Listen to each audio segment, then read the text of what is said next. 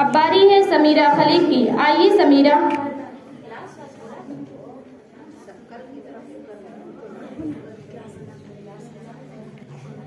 نہ طرز بیاں ہے نہ طرز تکلم، نہ طرز بیاں ہے نہ طرز تکلم. میرے سننے والے السلام علیکم.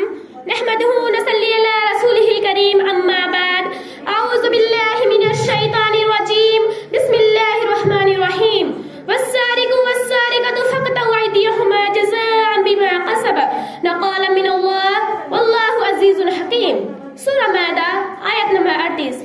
صدر مجلس، حکم صاحبان، مشفق معلمین معلمات اور میری اسلامی ماں اور بہنوں، آج کی اس مبارک محفل میں جس موضوع کے تحت خطاب کرنے جا رہی ہوں وہ ہے چوری ایک گناہ عظیم.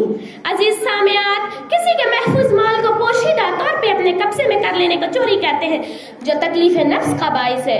نبی صلی اللہ علیہ وسلم نے فرمایا لا یسرق السارق حین یسرق وهو مؤمن. صحیح بخاری. یعنی چور چوری کرتے وقت مومن نہیں رہتا. کسی کی مال کی چوری کرنا حرام ہے. اس بری عادت کو روکنے کے لیے اللہ تعالیٰ نے سخت قانون پیش کیا. میں نے جو آیت آغاز خطبہ میں تلاوت کی اس میں اسی بات کا بیان ہے. اللہ تعالیٰ کا ارشاد ہے چوری کرنے والے مرد اور چوری کرنے والی عورت، ان دونوں کا ہاتھ کاٹ ڈالو. ان کے کرتوتوں کے عوض اللہ کی طرف سے عبرتناک سزا کے طور پر ہے. اللہ تعالیٰ بڑی قوت اور حکمت والا ہے.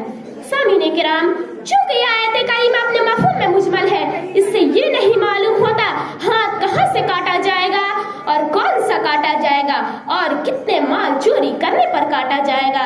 صحیح مسلم کی روایت ہے 4 دینار یا اس سے زیادہ کے مقدار پر چوری کرنے پر چور کا ہاتھ کاٹا جائے گا. دوسری روایت میں ہے حضرت عبداللہ بن مسعود رضی اللہ عنہ جب اس آیت کو پڑھا کرتے تھے تو فَقْطَعُوا أَيْدِيَهُمَا کے بجائے فَقْطَعُوا أَيْمَانَهُمَا، اس کے دونوں ہاتھوں میں سے دائیں ہاتھ کاٹ دو پڑھا کرتے تھے.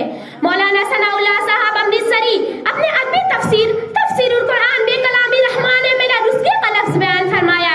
اس سے معلوم ہوتا ہے داہنا ہاتھ اس کے کلائی سے کاٹا جائے گا. اور آیت کریمہ سے معلوم ہوتا ہے جو ہاتھ ناجائز طور پر کسی کی مال کی طرف بڑھتا، اس پر اپنا حق جما لیتا، اس ہاتھ کو باقی رہنے کا کوئی حق حاصل نہیں.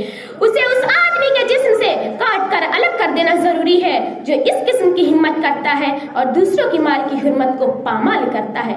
عزیز سامعات، بعض لوگ مسافروں کے جیبیں کاٹ لیتے ہیں یا خفیہ طور پر ان کی جیب سے نقدی رقم نکال لیتے ہیں، اور کتنے طلباء و طالبات بھی کسی کی کاپی اس کے بغیر اجازت لے لیتے یا ان کے کھانے پینے کا سامان، یہاں تک کہ ان کے جیب سے پیسے، کپڑے وغیرہ ادھر ادھر کر دیتے. تو یہ سب چوری کی شکلیں ہیں. غرض کے بعض لوگ دوسروں کے معمولی قسم کی چیزوں کو بلا اجازت اپنے قبضے میں کر لیتے، اسے چوری تصور نہیں کرتے. حالانکہ رسول اکرم صلی اللہ علیہ وسلم کا ارشاد ہے چور پر اللہ کی لعنت ہو. جو ایک انڈے کی چوری کرتا اس کا ہاتھ کاٹ دیا جاتا ہے، جو ایک رسی کی چوری کرتا اس کا بھی وہ بھی اپنا ہاتھ کٹوا بیٹھتا.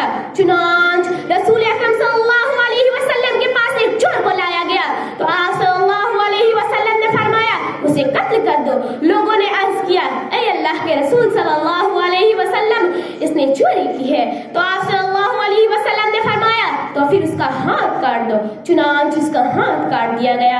اسے دوسری مرتبہ لایا گیا تو آپ صلی اللہ علیہ وسلم نے فرمایا اس کو قتل کر دو. پھر لوگوں نے عرض کیا اے اللہ کے رسول، اس نے پھر سے چوری کی ہے.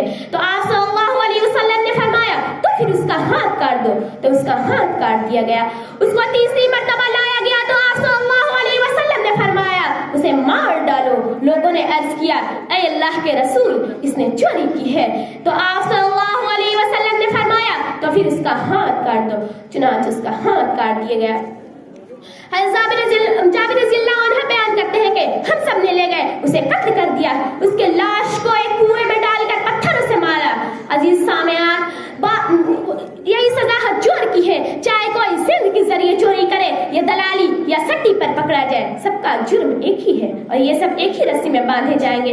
اب میں اپنی تقریر یہیں سے ختم کرتی ہوں اور اللہ رب العالمین سے دعا کرتی ہوں کہ اے اللہ تعالیٰ ہم تمام مسلمانوں کو چوری جیسے عظیم گناہ سے محفوظ رکھ اور بھلائی کی کام کرنے کی توفیق عطا فرما. آمین ثم آمین. والسلام علیکم رحمۃ اللہ.